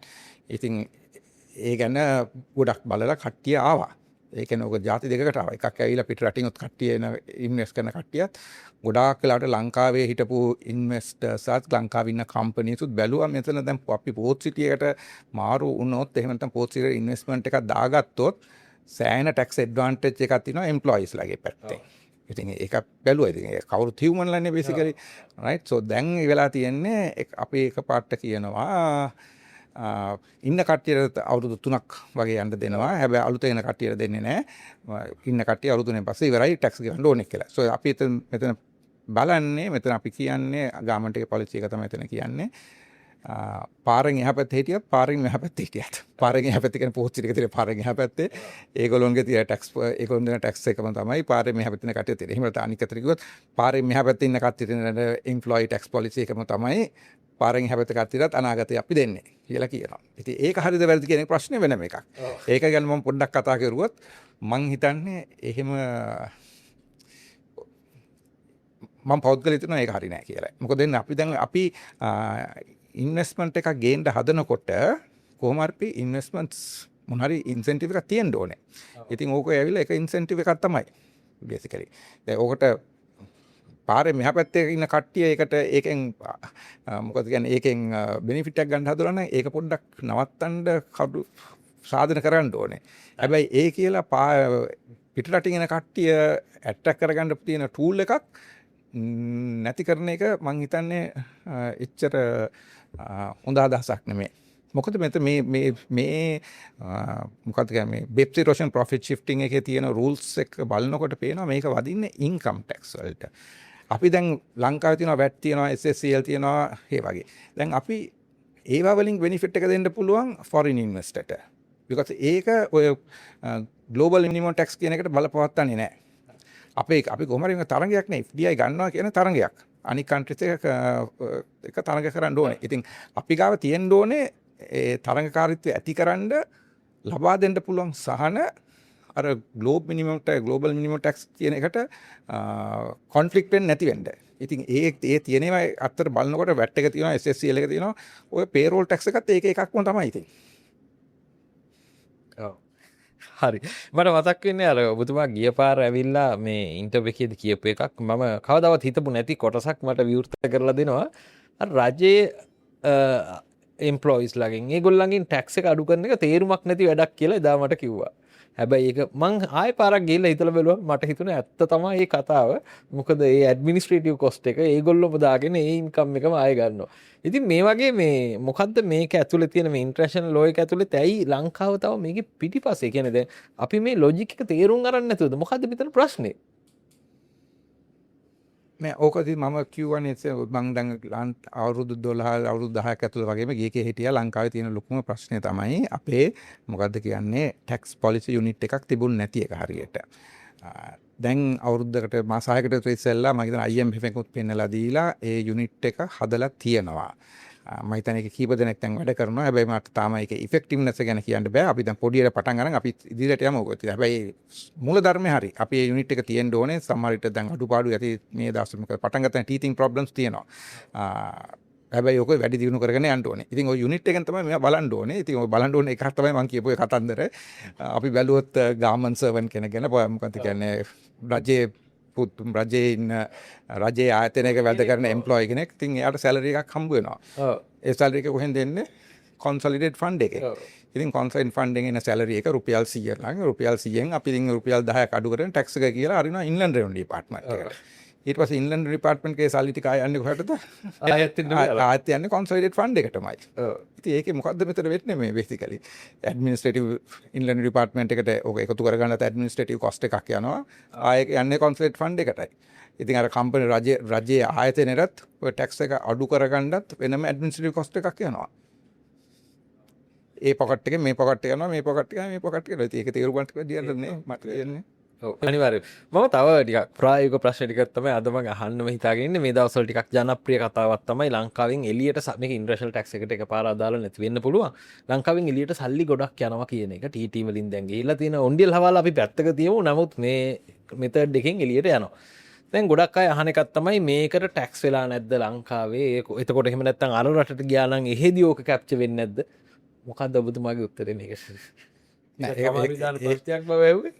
කබන එක බ්‍රෝඩ් ප්‍රශ්නයක් කොහොමද ඒකට කියන්නේ මේක මෙතන ඉෂුව එකක් තියෙනවා මේක ලොකු ඉෂුව එකක් තියෙනවා එහෙනම් තමයි ලංකාවේ තියෙන සල්ලි පිට රට යනවා අපේ ලංකාවේ තියෙනවා එක්ස්චේන්ජ් කන්ට්‍රෝල් ඇක්ට් එක කියලා එකක් තියෙනවා ඉතින් ඒකෙන් තමයි ඔය සල්ලි පිට රට යෑම පාලනය කරන්නේ ඉතින් ඇක්ට් එකට අමතරව පිටින් එක ක්‍රමයන් පාවිච්චි කරලා යනවා ඉතින් ඒ ක්‍රමයන් අධ්‍යයනය කරලා ඒ ක්‍රමයන් පාලනය කර ගැනීමට නීති ගෙන්න ඕනේ. උතන තමයි එකක් මම කතා කරන්නේ ඔය ක්‍රිප්ටෝකරන්සි සිස්ටම් එක. ලංකාවේ ගොඩක් කට්ටිය දන්න එකක් තමයි ක්‍රිප්ටෝකරන්සි මාර්ගයෙන් ලංකාවෙන් සල්ලි පිටට ගෙනියනවා. එක්ස්චේන්ජ් කන්ට්‍රෝල් ඇක්ට් එකට පිටින්. ඕක කරන්නේ කොහොමද? අපි ක්‍රිප්ටෝකරන්සි කියලා හිතුවම කියන්නේ ක්‍රිප්ටෝකරන්සි පාවිච්චි කරන කරුණු තුනක් තියෙනවා මට පේන විදිහට. එකක් තමයි අපේ තරුණ පරම්පරාව ගොඩක් වෙලාවට ප්‍රොෆිට් එක ගන්න ඉමීඩියට් ප්‍රොෆිට් එක ගන්න ක්‍රිප්ටෝකරන්සි ට්‍රේඩින් වලට යනවා. ට්‍රේඩින් එක කතාවක්. අනික එක තමයි ක්‍රිප්ටෝකරන්සි පාවිච්චි කරන්න පුළුවන් ඉන්ෆ්ලේෂන් එකට සොලියුෂන් එකක් විදියට yes. මම දැන් සල්ලිද මිලියන 5ක් දාලා තිබ්බොත් බැංකුවක ලංකාවේ රුපියල ඉහළ පහළ යනකොට ඕකේ මොකද්ද කියන්නේ මේ ඉන්ෆ්ලේෂන් එකකින්ද ඕකේ වැලියු එක අඩු වෙනවා. අපි එහෙම ඒ අවස්ථාවකදී කරන්න පුළුවන් මේ ක්‍රිප්ටෝකරන්සි දන්න කට්ටියට පුළුවන් මේ මිලියන 5 ලංකාවේ බැංකුවක තියන්නේ නැතුව මේකේ තියෙනවා මොකද්ද USDT කියලා තියෙනවා කරන්සි එක. ওই කරන්සි එක අරගෙන ඩිජිටල් වොලට් එකේ දාලා තියාගන්නවා ලංකාවේ බැංකුවේ තියෙනවට වඩා සේවිංස් account එකේ තියෙනවට වඩා FD account එකේ තියෙනවට වඩා ඒක හොඳයි මේ ක්‍රිප්ටෝකරන්සි ප්ලැට්ෆෝම් එක ඩිජිටල් වොලට් එකට USDT කියලා දාලා තියෙනවා. මොකද මේ USDTs ලින්ක් කරලා තියෙන US ඩොලර් එකට. එතකොට ඉන්ෆ්ලේෂන් එකට ඔටෝමැටිකලි ඒක තමයි දෙවෙනි දිය පාවිච්චි කරන ලංකාවේ. තුන්වෙනි දිය තමයි ලංකාවෙන් සල්ලි පිටරට අරින්ඩ පාවිච්චි කරනවා ක්‍රිප්ටෝකරන්සි. අපි කියමු ලොකු ඉඩමක් තිබ්බා විකුණුවා මිලියන 100ක්. ওই මිලියන 100 ලංකාවෙන් පිටට අරින්න පුළුවන් ක්‍රිප්ටෝකරන්සි ප්ලැට්ෆෝම් එක හරහා. ඒක වෙනවා. ඉතින් ඕක දැන් පාලනය කරන්න ඕනේ. ඉතින් ඕක පාලනය කරන්න මම හිතන්නේ අපි දැක්කා දැන් මාස 6ක් ඇතුළත තිබ්බා කොළඹ මහින්ස්ත්‍රාන් උසාවියේ චීෆ් මැජිස්ට්‍රේටුත් පෙන්නලා දුන්නා ලංකාවේ එක්ස්චේන්ජ් කන්ට්‍රෝල් ඇක්ට් එකෙන් පිටව ක්‍රිප්ටෝකරන්සි මාර්ගයෙන් සල්ලි යනවා කියන එක. ඒතර ඒගොල්ලෝ පෙන්නලා දුන්නා මේක අදාළ ආයතන මාසින් මේක පාලනය කරගත යුතුයි කියලා එක. ඉතින් ඒක පාලනය කරගන්න ඕනේ. ඉතින් මට බං උතර කියන්න හදන්නේ ඔක පාලනය කරන්න නීති ගේන එක ලේසි පහසු එකක් නෙමෙයි. ගොඩාක් රටවල ඕක ටිකක් අමාරු ප්‍රශ්නයක්. හැබැයි මම කියනවා ලේසි ක්‍රමයක් තියෙනවා ඕකට ඉමීඩියට්ලි කරන්න පුළුවන්. ඒ තමයි ක්‍රිප්ටෝකරන්සිස් වලට බදු නීතිය හොඳට පැහැදිලි කරලා පෙන්වන්න. දැන් තියෙන විදියට වුණත් ක්‍රිප්ටෝකරන්සිස් බද්දට යටත්. ඕක ඉන්ටැන්ජිබල් ඇසට් එකක් කියලා අරගෙන ටැක්ස් එක උතු ගන්න පුළුවන්. හැබැයි එහෙම කරන්න බැරි කමක් තියෙන්නේ ප්‍රැක්ටිකලි බැලුවොත් කවුරුත් මම හිතන්නේ ක්‍රිප්ටෝකරන්සි වලින් ටැක්ස් එකතු කරගෙනත් නැහැ ඉන්ලන්ඩ් ඩිපාර්ට්මන්ට් එක කවුරුත් ගෙවලත් නැහැ.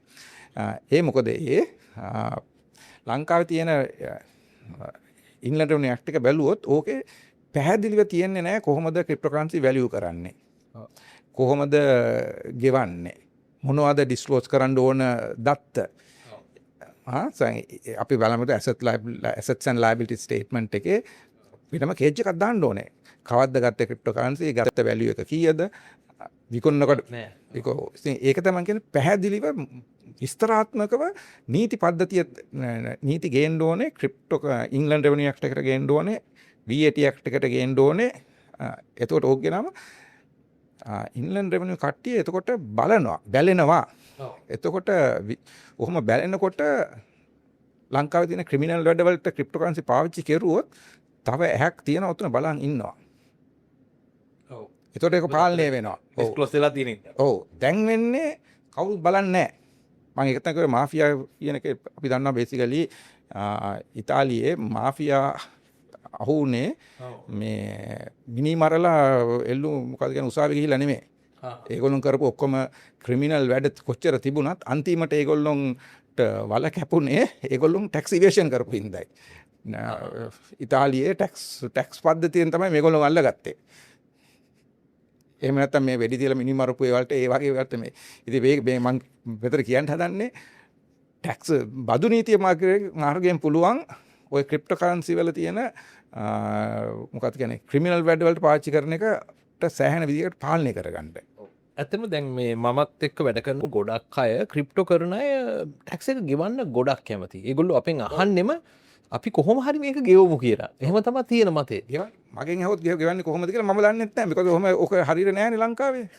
අපි තියන්නේ අපි ක්‍රිප්ටෝකරන්සි කියන්නේ මොකද්ද? අපි දන්නා ඉන්ලන්ඩ් රෙවෙනියු ඇක්ට් එකේ ඉන්ටැන්ජිබල් ඇසට් කියලා එකක් තියෙනවා. හරි ඒකට ගේන්න ඕනේ. ඊට පස්සේ ගෙනාම අපි කොහොමද ගත්තේ? අපි ක්‍රිප්ටෝකරන්සි ට්‍රේඩ් කරන කට්ටිය දන්නවා. බෙනිෆිට්ස් කීපයක් තියෙනවනේ. අර ෆස්ට් ඉන් ෆස්ට් අවුට් කොහොමද අපි ඔක වැලියු කරගන්නේ කොහොමද? අපි ඔය කියලා තියෙන්න ඕනේ බේසිකලි. because එක බැච් එකක් එනවා අපි විකුණනකොට අපි මේ මොන බැච් එකෙන්ද විකුණුවේ ඒක අයිඩෙන්ටිෆයි කරගන්න අමාරුයි නේ බේසිකලි ඒක ඔයාට ගේන්න ඕනේ බේසිකලි ඩිජිටල් වල ඩිස්ක්ලෝස් කරන්න ඕනේ අනම්මනක ඔය ගෙනාවන ඔය ටික ලස්සන්ට ඇක්ට් එකට ඔතන පාලනයක් වෙනවා. හරි මම හිතන්නේ ක්‍රිප්ටෝකරන්සි ගැන මම අහන්න කලින් ඒ ගැන කිව්වා තව ක්‍රිප්ටෝකරන්සි ගැන මට තව ටිකක් ඕන. අපි දැන් හිතමු ගොඩක් වෙලාවට ලංකාවේ දැන් මහ බැංකු අධිපතිතුමා කියනවා ක්‍රිප්ටෝ කියන්නේ නීති විරෝධී. හැබැයි දේශීය ආදායම මම කියන්නේ නීතියක් නෑ කියලා කියන්නේ. නීතියක් නෑ. ලංකාවේ නීතියක්. නීති විරෝධී නෙවෙයි. නීති විරෝධී නෙමෙයි. මෙහෙම අපි බැලුවොත් ගෝලීය වශයෙන් බැලුවොත් රටවල් කණ්ඩායම් තුනකට තියෙනවා. පංගුවක් රටවල් මේක නීති ගත කරලා තියෙනවා. ඇමරිකාව එක්සත් රාජධානිය ඔස්ට්‍රේලියාව මේක පර්මිටඩ්. මේක රෙගියුලේට් කරලා පර්මිට් කරලා තියෙනවා. තව කට්ටියක් ඉන්නවා මේක තනිකර නීති විරෝධී. චයිනා බැලුවොත් මේක නීති විරෝධී. ක්‍රිප්ටෝකරන්සි ගැලුවොත් නීති විරෝධී. තව තුන්වෙනි කණ්ඩායම තමයි රටවල් ටික මේක ඒගොල්ලොන් නීති විරෝධී කියලා කියන්නෙත් නැහැ, නීතිගතයි කියලා කියන්නෙත් නැහැ. ඒ කියන්නේ සයිලන්ට්. ශ්‍රී ලංකාව වැටෙන්නේ සයිලන්ට් කට්ටියට. ඉන්දියාව වැටෙන්නේත් ඒ සයිලන්ට් කට්ටියට. හැබැයි ඉන්දියාවේ රෙගියුලේට් කරලා නැති වුණත්, ඒ කියන්නේ නීති විරෝධී කියලා නැති වුණත්, නීති ගතයි කියලා නැති වුණත්, ඒගොල්ලෝ ටැක්ස් එක ගැන පැහැදිලි ලෙස නීතිගත කරලා තියෙනවා. කොහොමද ටැක්ස් ගෙවන්න ඕනේ කියන එක. ක්‍රිප්ටෝ වලට 130ක ආදායම් බද්දක් තියෙනවා, 101ක රඳවා ගැනීම බද්දක් තියෙනවා, TDS කියලා තියෙන රඳවා ගැනීම බද්ද තියෙනවා. ඒතර හොඳ ඒකින්ද ඒගොල්ලෝ මුතර බලන් ඉන්නවා ඒ ගැන. මං කියන්නේ ඒක අපි ශ්‍රී ලංකාව පාලනය ශ්‍රී ලංකාව කරන්නත් ඕනේ ඉන්දියාව කරන පොලිසි එක. මන් දන්නේ දැන් මොකද්ද මේ කරන්න හදන්නේ රෙගියුලේට් කරනවා කියලා අපි මේ පර්මිට් කරන්න යන කට්ටිය පැත්තට යනවාද? එහෙම නැත්නම් අපි චයිනා එක වගේ ඉලීගල් කියලා කියන්නේ යන තැනට යනවාද? මට දන්නේ ඒ දෙක මොකද්ද කරන්නේ කියලා රෙගියුලේට් කරනවා කියලා. මං කියන්නේ ඒක පොලිසි එක ඕන විදිහට කරන්න මොනවා වුණත් බදු නීතිය ගේන්න හොඳ පැහැදිලිව. එතකොට ඕකෙන් ආදායමකුත් එනවා, පාලනයකුත් වෙනවා. අනිවාර්යයෙන්. මම මෙහෙම ප්‍රශ්නයක් අහුවොත් දැන් ක්‍රිප්ටෝ නෙවෙයි. අපි ක්‍රිප්ටෝ වලටත් කලින් ලංකාවෙන් ගොඩක් වෙලාවට සල්ලි එළියට යනවනේ ඔන්ඩියල් හරි හවාලා හරි අපි හිතමු නිකන් එහෙම විදියට ගිහිල්ලා මම ඉංග්ලන්ඩ් වල හරි වෙන රටක ප්‍රොපර්ටියක් ගන්නවා. දැන් එහෙ තියෙන ටැක්ස් ඔතොරිටි එකට මේක අහුවෙන්නේ නැද්ද? එතකොට ආයෙ බලන්නේ නැද්ද මෙහෙන් මේක ඩිස්ක්ලෝස් වෙලාද නැද්ද? නෑ අහුවෙන්නේ එහෙම නෑ කියන්න බෑ. ඒක විදියට කරන ක්‍රමය අනුව හරි. ක්‍රිප්ටෝ කරන්සි කොහොම ගියත් හැම රටේම තියෙනවා ඒ මෙල් රූල්ස් තියෙනවා. ඉතින් ඒගොල්ලන්ට නීතියට අහු වුණොත් අහු වෙන්න පුළුවන්. ඔව්. දැන් ළඟදී ලංකාවෙත් මම හිතන්නේ මුදල් විශුද්ධික AML එකක් ඇප්ලයි ඒක මට සම්මත වෙලාද දැන් තියෙන්නේ ලංකාවේ. ඊ සතියේ තිබුණේ. ඔව් ඒක තියෙනවා. ලංකාවේ තියෙනවා නීති පද්ධතියක් තියෙනවා. ඒක තව මේවා කරගෙන යනවා ඉතරයි. හරි. මම ඊළඟට යන්නේ අපි ඉන්ටර්නැෂනල් ටැක්සේෂන් එකේ මම අද ගොඩාක් මාතෘකාවලට ගියා ක්‍රිප්ටෝ ගැන මම හිතන්නේ අපි පෝර්ට් සිටි එකෙන් ඔන්න ක්‍රිප්ටෝ වලට ගියා. ඊළඟට මම යන්නේ මේ ට්‍රාන්ස්ෆර් ප්‍රයිසින් ගැන. ටිකක් හැමෝම ආස කරන මාතෘකාවක් ට්‍රාන්ස්ෆර් ප්‍රයිසින් කියලා කියන්නේ. පොඩ්ඩක් අපි සරලව කියලා දෙන්නකෝ. දැන් හැම තැනම මම දකින්න තමයි ඔබතුමා කියන එක තමයි මේ ඩේටාබේස් එකක් ලංකාවේ නෑ. මේක නිසා මේ වැඩේ අමාරුයි. පොඩ්ඩක් මුලින් ඉඳලා කියන්නකෝ මේ කතාව. ඔව් ඉතින් අපි බලමු මොකද්ද ට්‍රාන්ස්ෆර් ප්‍රයිසින් කියලා කියන්නේ කියලා. ට්‍රාන්ස්ෆර් ප්‍රයිසින් කියලා කියන්නේ රිලේටඩ් පාර්ටිස් දෙකක් අතරත ට්‍රාන්සැක්ෂන් එකක් වෙනකොට ඔය මිල ට්‍රාන්සැක්ෂන් එකකට හැමෝම ප්‍රයිස් එකක් තියෙනවා. ওই ප්‍රයිස් එක අඩු වැඩි කිරීමේ ප්‍රවණතාවයක් තියෙනවා. ටැක්ස් ඇඩ්වාන්ටේජ් එකක් ගන්න එක්ක ප්‍රයිස් එක වැඩි කරනවා එහෙම නැත්නම් ප්‍රයිස් එක අඩු කරනවා. එතකොට ට්‍රාන්ස්ෆර් ප්‍රයිසින් වලින් කියලා කියන්නේ මේ ට්‍රාන්සැක්ෂන් එකම තව රිලේටඩ් පාර්ටි එකකට නෙමෙයි අන්රිලේටඩ් පාර්ටි එකක කරුවනම් මොකද්ද ගන්න ප්‍රයිස් එක ඒ ප්‍රයිස් එකටම තමයි මේ රිලේටඩ් පාර්ටිස් දෙන්න අතරත් මේ ට්‍රාන්සැක්ෂන් එක විය යුත්තේ. ඒකට තමයි අපි කියන්නේ ආම්ස් ලෙන්ත් ප්‍රයිසින්. ආම්ස් ලෙන්ත් ප්‍රයිසින් තියෙන්න ඕනේ. ඉතින් ඒක තමයි ඔය ට්‍රාන්ස්ෆර් ප්‍රයිසින් කියලා කියන එකේ තියෙන මුළුම පදනම තමයි ඒක.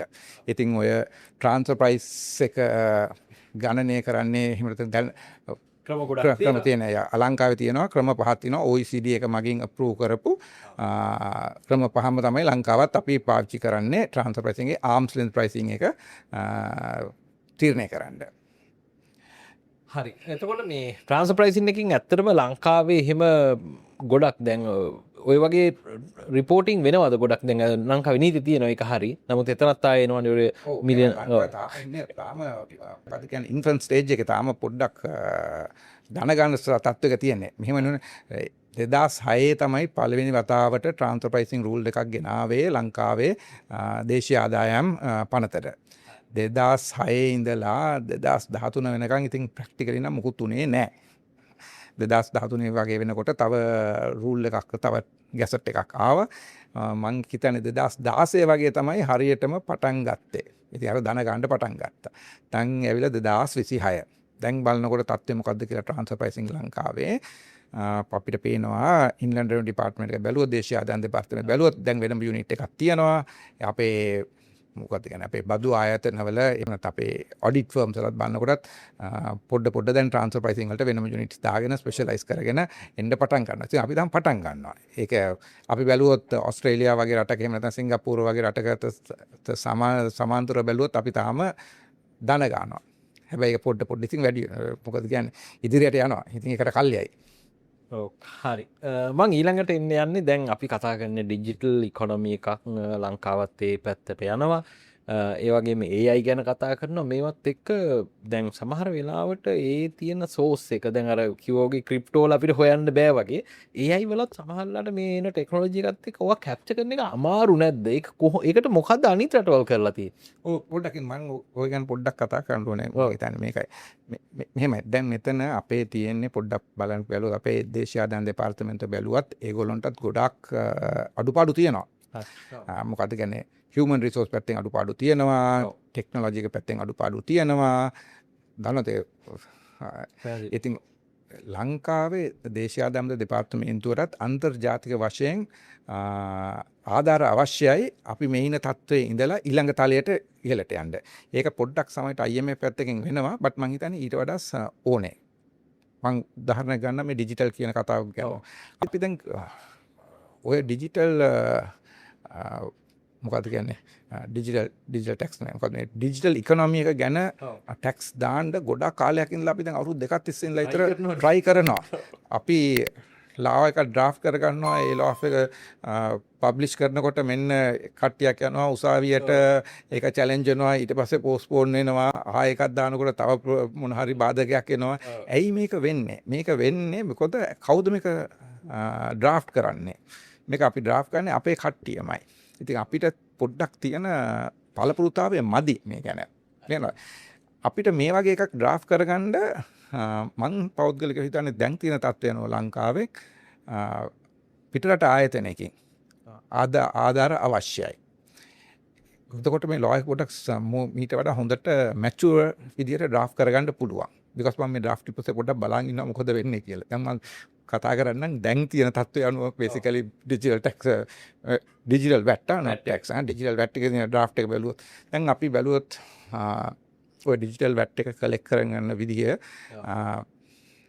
OECD එකෙන් රෙකමෙන්ඩ් කරලා තියෙන විදියත් අනික් රටවල් වල බලපවත්වන විදිය ක්‍රමයක් බැලුවොත් අපිට පේනවා විදි 4ක් තියෙනවා.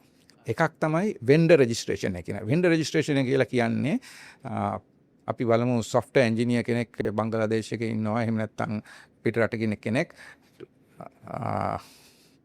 freelancer platform එකක් මාර්ගයෙන් මම ගන්නවා. මට වෙබ්සයිට් එක හදා ගන්න ඕනේ. උදාහරණයක් 5 එක through මම ගන්නවා බංග්ලාදේශ කෙනෙක්ගේ වැඩි. ඔව් මම මොකක්ද කියන්නේ සංඥා brand names කියන්න යන්නේ නැහැ. මොකද මට කියන්න බෑ ඒක. මම ජෙනරික් කතා කරන්නම්.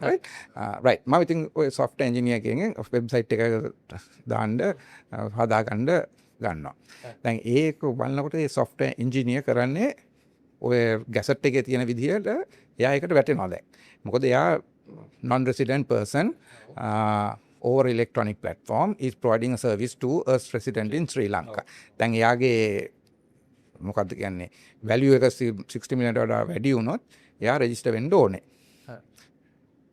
දැන් ඒ සිස්ටම් එක තමයි අපේ digital VAT ගැසට් එක law එක හදලා තියෙන්නේ. ඒ පළවෙනි ක්‍රමය vendor registration. අනික් එක තමයි platform registration එක. platform registration එක කියලා කියන්නේ ඒ පුද්ද එන්ජිනියර් නෙමේ platform එක electronic firm එක platform එක register වෙනවා. එතකොට platform එක ලංකාවේ ඉන්ලන්ඩ් එක register වෙලා දෙනවා. ඒක බොහොම සාර්ථක ක්‍රමයක්. මොකද ඔය platform එක ඇවිල්ලා brand name එකක් තියෙන platforms. brand names තියෙන platform පොඩ්ඩක් දෙපසරයක් හිතනවා tax evade කරන්න එහෙම නැත්නම් register නොවී ඉන්න ඒගොල්ලෝ කැමති නෑ. ඒක මොකද ඒක හොඳ නමයට හොඳ නෑ. ඉතින් ඒගොල්ලෝ රෙජිස්ටර් කරනවා. එහෙම වුණොත් අපිට ලැබෙන්න යන ටැක්ස් එක ලැබෙනවා. අර software engineer රෙජිස්ටර් වෙන්නේ නෑ. එයා ඉන්නවා කියලා අපි දන්නෙත් නෑ. ඉන්ලන්ඩ් එක දන්නෙත් නෑ. එයාත් බලපිය මොකද මේ කියන්නේ කියලා. දැන් එයා රෙජිස්ටර් වුනේ නෑ කියලා නීතිය පෙනල්ටි දාලා තිබ්බට අපිට එයාගෙන් තමයි ගන්න ඕනේ. එයාගේ පස්සේ යන්නේ කොහොමද? අපි මේ ලංකාවේ ඉන්න කට්ටියව රෙජිස්ටර් කරන්න කරනවා ටින් රෙජිස්ටර් කරගන්න කරනවා. ඉතින් ඒක වෙන්නේ නෑ. ඒක වෙන්නේ නැති වැඩක්. so දෙකක් අපිට කිව්වා.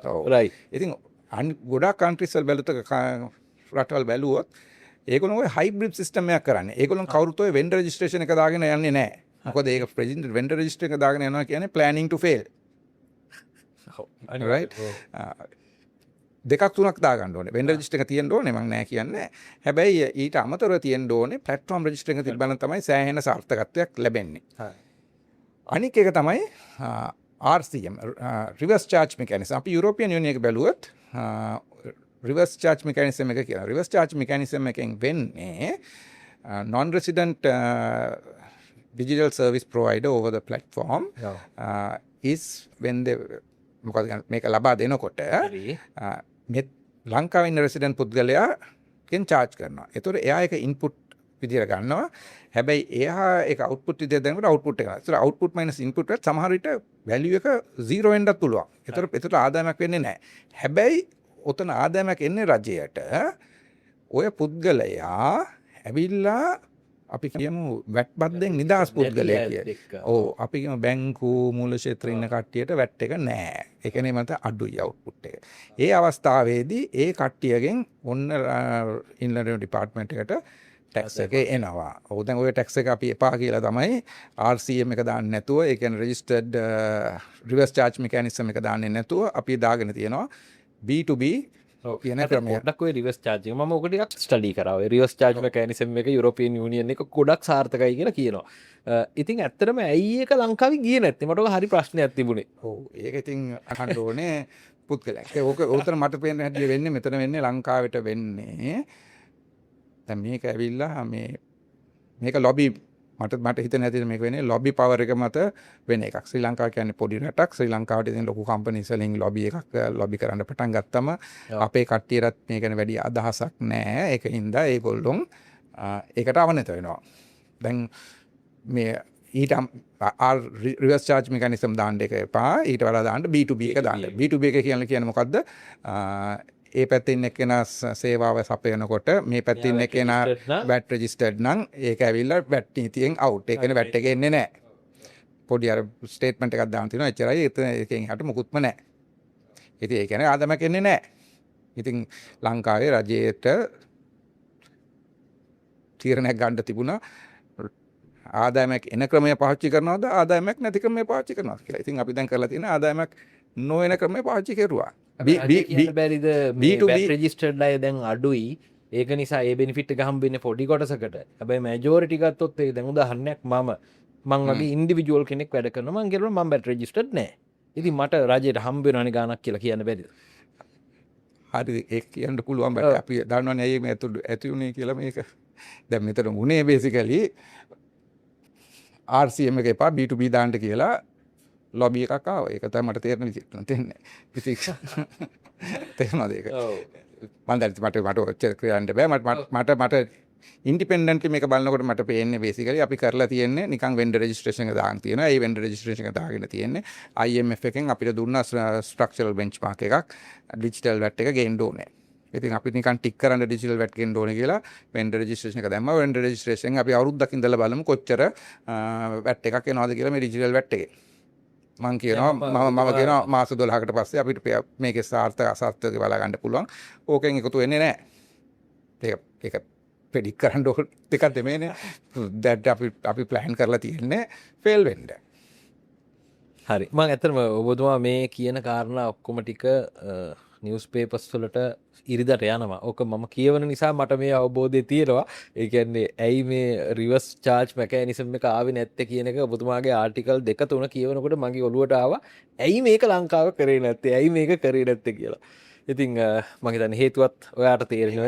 ඔව්. මෙහෙම ඉතින් අපි ඔය ඩිජිටල් වැට් එක කරනකොට ඉතින් ඔය ස්ටෙප් කීප එකකින් යන්න ඕනේ. මම කියන්නේ ඉතින් කමන්නේ අපි දැන් වැරද්දක් වෙලා තියෙනවා බේසිකලි. අපි කොහොමත් ඊළඟ අවුරුදු වෙනකොට ඕකේ පෙනේකුත් සාර්ථක අසාර්ථකත්වයේ කොච්චර ඇවිල්ලා තියෙනවද කියලා ඒ අවස්ථාවේ වුණත් ආපහු ඉතින් අඩියක් පස්සට අරගෙන ආපහු මේ සිස්ටම් එක හදා ගන්න ඕන. මොකද අපි කරන්න ඕනේ කොහොම හරි මේකෙන් ආදායමක් ලබා ගන්න ඕනේනේ. නැත්තම් කිසි තේරුමක් නැහැ නේ නිකන් ටික් කරන්න දාගෙන. අනිවාර්යයෙන්. හරි. මම හිතනවා අද දවස් ඇතුළත ලොකු අවබෝධයක් එන්න ඇති. මම කාරණා ගණනාවක් ශේෂ්ත්‍ර ගණනාවක් කතා කරා. ක්‍රිප්ටෝ ගැන මම ඔළුවේ තිබුණ නැති එකක් අද කතා කරා. ඒ වගේම තමයි පෝට් සිටි ගැන කතා කරා. අන්තිමේදී ගොඩක් දේවල් ගැන කතා කරා. ඩිජිටල් සර්විස් සෙට් එක ගැන කතා කරා. අන්තිම ඔබතුමා වැඩිපුරම කතා කරන මාතෘකාවකට මම එන්නේ. ඊටාම කෙටි පිළිතුරක් ඕන. ටැක්ස් ඉවේෂන් සහ ටැක්ස් ප්ලෑනින් ගැන ගොඩක් අය දැන් මේ වෙලාවේ කතා කරනවා. ඔබතුමා වැඩිපුරම කතා කරන මාතෘකාවක්. අවසාන වෙන්න කලින් පොඩ්ඩක් ඒ ගැන අදහසක් දෙන්න. අන්තර්ජාතික ටැක්ස් එක ගැන මම කතා කරා. ඉන්ටර්නැෂනල් ටැක්ස් ලෝකල් නෙවෙයි. ටැක්ස් ඉවේෂන් සහ ප්ලෑනින් ගැන පොඩි අදහසක් දෙන්න. ඉන්ටර්නැෂනල් ටැක්ස් එක. ඔව් මම පොඩ්ඩක් ප්ලෑනින් වලට යන්න ඔව් ප්ලෑනින් වලින් පළත ගන්න. ඔව්. දැන් මෙහෙම බහුජාත සමාගමක් එහෙම නැත්නම් නිර්වාසික සමාගමක් ඔව්. ලංකාවට ආයෝජනයක් ගේනකොට ඒගොල්ලොන් ටැක්ස් ප්ලෑනින් කරනවා. ඒගොල්ලෝ නිකම්ම ඒ රටේ ඉඳලා මේ රටේ බැංකුවක් හරහා සල්ලි ගෙනල්ලා ලංකාවේ කම්පැනි එක රෙජිස්ටර් කරන්නේ නැහැ. ඊට ඉස්සෙල්ලා ඒගොල්ලොන් ටැක්ස් ප්ලෑනින් කරනවා. මේක තමයි කියන්නේ ඉන්ටර්නැෂනල් ටැක්ස් ප්ලෑනින්. හරිද? ගොඩක් වෙලාවට කරන්නේ ඒගොල්ලොන් ඉස්සෙල්ලාම ගිහිල්ලා අපි කියමු UK වලින් තමයි කම්පැනි එක තියෙන්නේ. එක්ස්ට්‍රා රාජධානි. ගිහිල්ලා බලනවා කෙලිම ලංකාවට ගෙනාවොත් ඉන්වෙස්ට්මන්ට් එක ආයෝජනය කොහොමද ටැක්ස් එක එන්නේ. එහෙම නැතුව කොහොමද අපි මේක ගෙනිච්චා කේමන් අයිලන්ඩ් එකට ගෙනිච්චා. කේමන් අයිලන්ඩ් එකේ කම්පැනිය දාලා කේමන් අයිලන්ඩ් එක කරා ගෙනවා ලංකාවට. එහෙම නැත්නම් UK ඉඳලා ගෙනිච්චා මොරිෂස් වලට. මොරිෂස් වලට ගිහිල්ලා ගේනවා ඉන්වෙස්ට්මන්ට් එක ලංකාවට. හරහා මොරිෂස් හරහා. රයිට් අපි පොඩ්ඩක් බලන්න ලංකාවේ වැඩියම ඉන්වෙස්ට්මන්ට් එන්නේ මොන රටෙන්ද කියලා. මට මතකයි අවුරුදු 2-3කට ඉස්සෙල්ලා තිබුණ තත්ත්වයක් ලංකාවට වැඩියම ඉන්වෙස්ට්මන්ට් ඇවිල්ලා තියෙන්නේ මොරිෂස් වලින්. චයිනා එකත් චීනෙත් තිබ්බා ඒ හරිය මේකට දිස්සා. ඒ වෙන්නේ මොකද ඒක ටැක්ස් ප්ලෑනින් රූට් එක. දැන් ඇයි ඒක කරන්නේ? ඒක කරන්නේ දැන් ඒගොල්ලෝ කවදා හරි මේ ලංකාවෙන් පිට වෙන්න යනකොට කොහොමද කියන්නේ විරාජ් පිට වෙන්නේ? ලංකාවේ තියෙන කම්පැනි එක විකුණනවා. ලංකාවේ කම්පැනි විකුණුවොත් ටැක්ස් එකක් එන්න පුළුවන් කැපිටල් ගේන්ස් ටැක්ස් එකක් වගේ වෙන්න පුළුවන්. ඉතින් එහෙම කරන්නේ නැතුව අනික් විදියට විකුණන එක තමයි විකුණනවා මොරිෂස් කම්පැනි එකේ ෂෙයාර්ස් විකුණනවා. අපි ඒකට මොකද්ද කියන්නේ? Indirect transfer of shares. By doing the indirect transfer of shares අපිට පුළුවන් ලංකාවේ ඉන්වෙස්ට්මන්ට් එක දැන් අනික් එක්කෙනාට දෙන්න. ඉතින් ඒ ඔතන ප්ලෑන්ස් කියලා කියන්නේ. දැන් ඔය සම්බන්ධයෙන් මම ගොඩක් කතා කරනවා. මම කියනවා ලංකාවේ නීතියට amendment එකක් ගේන්න ඕනේ. Indirect transfer of shares උත් ලංකාවේ බද්දට යටත් වෙන විදියට. අපි දැන් ඔය ප්ලෑන් එකම දැම්මොත් ඉන්දියාවේ තියෙන නීති පද්ධතිය හින්දා ඉන්දියාවට ඒක ඉන්ඩිරෙක්ට් ට්‍රාන්ස්ෆර් ඔෆ් ෂෙයාර්ස් උනොත් ඉන්දියාවේ ටැක්ස් වෙනවා. ඒක තමයි මේ ළඟ තිබුණ කේස් එක ටයිගර් ග්ලෝබල් පොඩ්ඩක් කියලා ඉන්ටර්නෙට් එකට ගිහලා බැලුවොත් තියෙනවා ටයිගර් ග්ලෝබල් කියලා කේස් එකක් ආවා ඉන්දියාවේ මොකක්ද කියන උසාවියේ. ඒකේ ඩිසිෂන් එක ග්ලෝබල් very important case. දැන් ඒකේ උනේ එහෙම තමයි. ඉන්ඩිරෙක්ට් ට්‍රාන්ස්ෆර් කරුවා එක රටක ඉඳලා පිටරට තිබුණ කම්පැනි එක ෂෙයාර්ස් ට්‍රාන්ස්ෆර් කරලා කිව්වා ඉන්දියාවට අපි බදු ගෙවීමක් නැහැ කියන එක. ඒගොල්ලෝ කිව්වා එහෙම නැහැ. එහෙම කරන්න බෑ. ඔය ඉන්ට්‍රස්ට් ට්‍රාන්ස්ෆර් උනාට බදු ගෙවනවා. දැන් ඒ ස්ට්‍රක්චර් එකෙන්ම ඒ ටැක්ස් ප්ලෑන් එකෙන්ම ලංකාවට આવොත් ලංකාවේ බදු ගෙවීමක් නැහැ. මොකද ලංකාවේ තියෙන බදු නීතිය දුර්වලයි එතන. මෙතන තමයි මම කියන්නේ ලංකාවේ ඉන්ලන්ඩ් රෙවිනියු ඇක්ට් එකේ ඩොමස්ටික් ඇසට් කියන ඩෙෆිනිෂන් එක වෙනස් කරන්න ඕනේ. ඔය ඉන්ඩිරෙක්ට් ට්‍රාන්ස්ෆර් ඔෆ් ෂෙයාර්ස් උත් අහු වෙන විදිහට ඕක තමයි ඉන්දියාවේ කරලා තියෙන්නේ. අපි ඒක කරන්න ඕනේ. ඒක කරුවේ නැත්නම් අපි ගොඩක් ෆේල් වෙනවා. මොකද්ද ඒක කරලා තියෙන එක ලෙජිටිමේට් ටැක්ස් ප්ලෑන් එක. ඒක කිසිම ටැක්ස් ඉවේෂන් එකක් වැරද්දක් නැහැ. හැබැයි ඒක අපේ තියෙන බදු නීතියේ තියෙන ලකුණ එකක්. හිලක්. අපි අඩුපාඩුව වහන්න ඕනේ. ඒක මම හිතනවා ඒක කරයි කියලා. මොකද ඒකෙන් සෑහෙන බදු ආදායමක් ලංකාවේ රජයට ලබා ගන්න පුළුවන්. ඒ තියෙන ලූප් හෝල් එක වහලා දැම්මොත්. හරි. මම හිතනවා අද දවසේදී ඔයාලට ලොකු අවබෝධයක් එන්න ඇති විශේෂයෙන්ම ඉන්ටර්නැෂනල් ටැක්සේෂන් මේ වගේ කාරණා ගොඩක් එකපාර අහගන්න පුළුවන් ලංකාවේ තිබුණු එකම පොඩ්කාස්ට් එක කියලා මම හිතනවා. මොකද පත්‍ර ගානක තියෙනවා මම එක පොඩ්කාස්ට් එකකට අද ගන්න පුළුවන්කම ලැබුණා. ඉතින් බොහොම ස්තුතියි මේ දැනුම බෙදා දුන්නාට. මොකද ඇත්තටම ඔබතුමාගේ දැනුම ලංකාවේ තවත් අය මේ විදිහට මේ දැනුම ගත්තට පස්සේ මේකට අනුකූලතාවය වැඩි වෙයි කියලා මම හිතනවා. විශේෂයෙන්ම ඉන්ටර්නැෂනල් ටැක්ස් කියන එකත් මේ ඇත්තටම පුද්ගලයින්ට වඩා රජය හෝ මේ ප්‍රතිපත්ති තීරණ ක්‍රියාත්මක කරන ආයතන මේක බලලා තවත් යහපත් තීරණ ගනී කියලාත් අපි විශ්වාස කරමු. බොහොම ස්තුතියි ඔබතුමාට සම්බන්ධ වුණාට. අයිබෝන්.